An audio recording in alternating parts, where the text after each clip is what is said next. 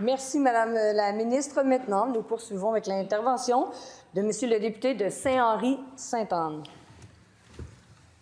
Merci beaucoup, Madame la présidente. Réplique au budget 2025. On est là-dessus depuis quelques moments maintenant. Je réplique évidemment en termes de mes responsabilités du dossier des services sociaux. Logement communautaire, 35 millions par année, c'est ce qui est indiqué dans le budget, mais le ministre ne précise pas où ça va aller. Est-ce que ça va aller en DTSA? Est-ce que ça va aller aux jeunes ex-DPJ? Est-ce que ça va en itinérance? Le lendemain du budget, la CAQ a annoncé une entente avec le regroupement des ressources résidentielles adultes du Québec et avec l'Association des résidences du Québec. Tant mieux, il faut solidifier ce réseau-là, c'est une bonne affaire. Mais qu'est-ce qui va rester là, du 35 millions? Qu'est-ce qui va rester pour la déficience intellectuelle, le TSA? Qu'est-ce qui va rester pour le logement communautaire en jeunes ex-placés, en jeunes ex de la DPJ? Qu'est-ce qui va rester en itinérance après ces chiffres-là? Pas grand-chose, Madame la présidente. Au niveau du programme de supplément au loyer, on prévoit 500 nouveaux PSL, là, les programmes de supplément au loyer, alors que le ministre nous confirme du même souffle qu'il y a 2000 jeunes qui quittent la DPJ par année. On est loin du compte. Le tiers des jeunes est à risque d'itinérance dès sa sortie en DPJ, c'est ce que les statistiques nous donnent. Pour le volet 2 du PSL également, pour celui qui se destine aux personnes plus vulnérables, notamment aux personnes en situation d'itinérance. Aux États généraux sur l'itinérance, Madame la présidente, la ministre de l'Habitation a dit que l'argent reste dans les coffres, une partie de l'argent reste dans les coffres parce que les critères sont trop sévères. Quelques semaines plus tard, le ministre des Services sociaux nous dit « Tiens, voilà 500 unités de plus dans le programme. » Mais encore faudrait-il que ces unités précédentes-là soient utilisées. Et ce que la ministre de l'Habitation nous dit, c'est que malheureusement, en raison des critères trop sévères, c'est impossible. Alors au final, on peut bien bonifier le dit régime, mais s'il y a de l'argent qui est resté sur la table, comme le dit la ministre, peut-être qu'il faudrait véritablement s'assurer que les critères permettent qu'on délivre les PSL et que finalement, le fait d'augmenter ces 10 PSL-là, sans les pourvoir, ne sera pas très utile à sortir des gens de la rue. Madame la présidente, il faut y veiller le plus rapidement possible.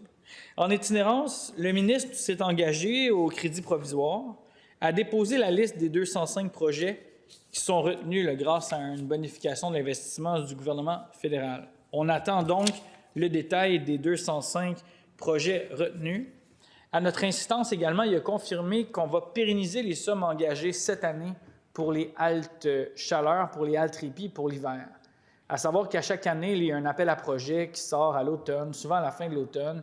Les organismes n'ont pas connaissance ou confirmation de leur montant ou de leur enveloppe et on joue dans le même film à chaque année. Là, fort heureusement, suivant notre insistance de l'année dernière, le ministre a dit très bien, là, on va pérenniser tout de suite les places en halte chaleur, en refuge, pour s'assurer qu'on ne court pas après l'argent et qu'on ne court pas après les places encore l'année prochaine.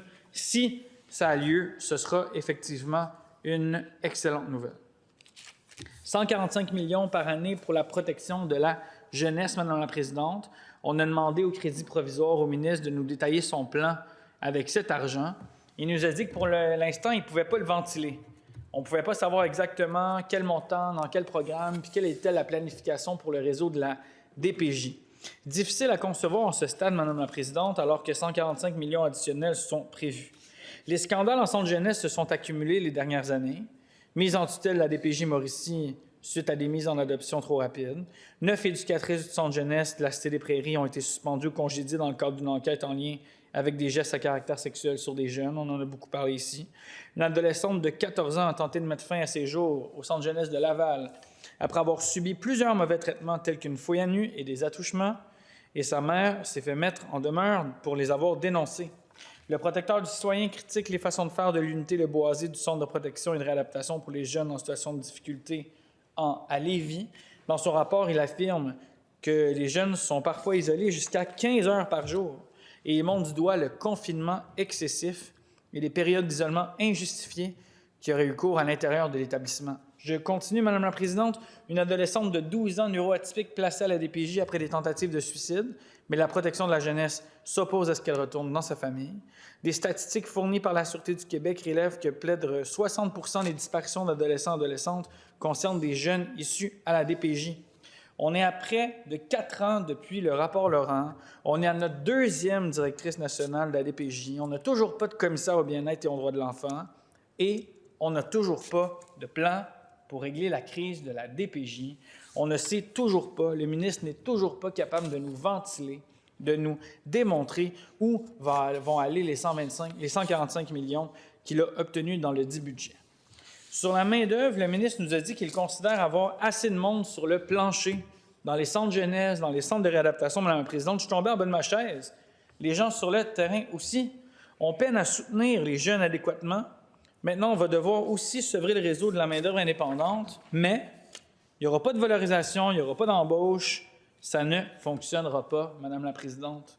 Au niveau des familles d'accueil, le ministre a avoué qu'il faut en faire beaucoup plus pour soutenir les familles d'accueil. Mais encore une fois, on n'a pas voulu ventiler ce que ça voulait dire. On n'a pas voulu nous dire combien d'argent serait disponible pour les familles d'accueil. On a des familles d'accueil de proximité qui sont prêtes dès aujourd'hui à prendre des enfants. On n'a pas le temps d'attendre les annonces du ministre, Madame la Présidente. Il faut que ça bouge dès que possible. Mettons-nous en mode solution, laissons ces familles aimantes accueillir des enfants, soutenons-les, donnons-leur les moyens pour qu'on puisse mettre de l'avant les propositions qu'ils et elles ont pour ces enfants-là. Financement du PSOC, Madame la Présidente, 10 millions à la mission. C'est tellement trop peu, c'est 3 000 $ par organisme. Qu'est-ce qu'ils vont faire avec ça, Madame la Présidente? 3 000 $.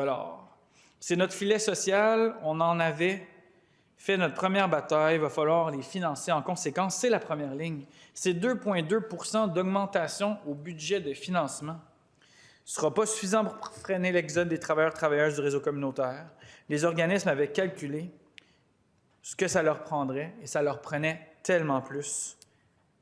Surdose, dépendance, on n'en fait pas assez. La coroner nous l'a dit dans le triste décès, dans son rapport d'enquête du triste décès du jeune Mathis Boivin. Personne n'a envie de revivre ce genre de tragédie. Madame la Présidente, la coroner nous a dit que ça prenait plus de sensibilisation, ça prenait plus de formation. Un peu partout au Québec. On lisait ce matin des statistiques alarmantes. Des dizaines de milliers de comprimés d'opioïdes ont été volés dans des hôpitaux et des pharmacies au Québec depuis 3 ans. La crise nous frappe de front, Madame la Présidente, partout au Québec. C'est d'autant plus fâchant alors d'avoir eu à contacter le ministre à multiples reprises pour qu'il demande à Santé Québec d'enfin débloquer les sommes pour les organismes en dépendance. Ils ont été nombreuses à faire des lettres ouvertes, à contacter le ministre pour obtenir l'argent qui leur a été promis. Le ministre nous a dit que ça n'arrivera plus, on l'espère.